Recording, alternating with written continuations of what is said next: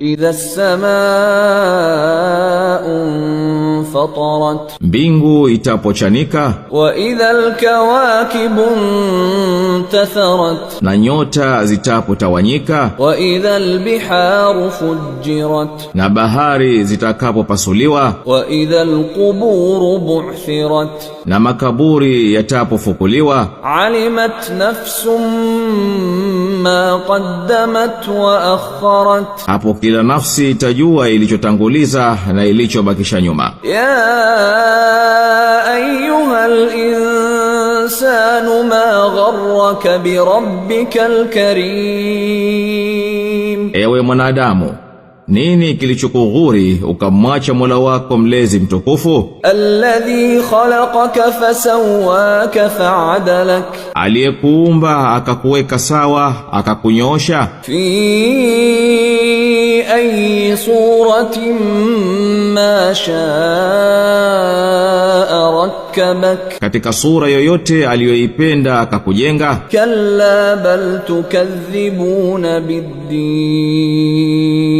sivyo hivyo, bali nyinyi mnaikanusha siku ya malipo. wa inna alaykum lahafidhin, na hakika bila shaka wapo walinzi juu yenu. kiraman katibin, waandishi wenye heshima. ya'lamuna ma taf'alun, wanayajua mnayoyatenda. innal abrara lafi na'im, hakika wema bila shaka watakuwa katika neema. wa innal fujjara lafi jahim, na hakika waovu bila shaka watakuwa motoni. yaslaunaha yawmaddin, wataingia humo siku ya malipo. wama hum anha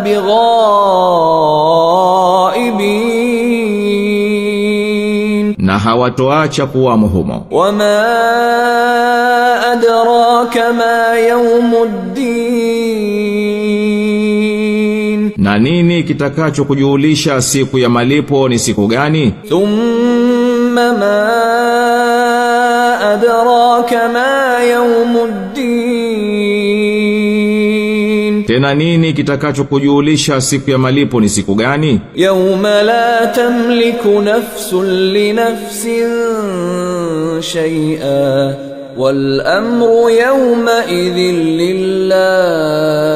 lillah, siku ambayo nafsi haitakuwa na madaraka yoyote juu ya nafsi, na amri yote siku hiyo ni ya Mwenyezi Mungu tu.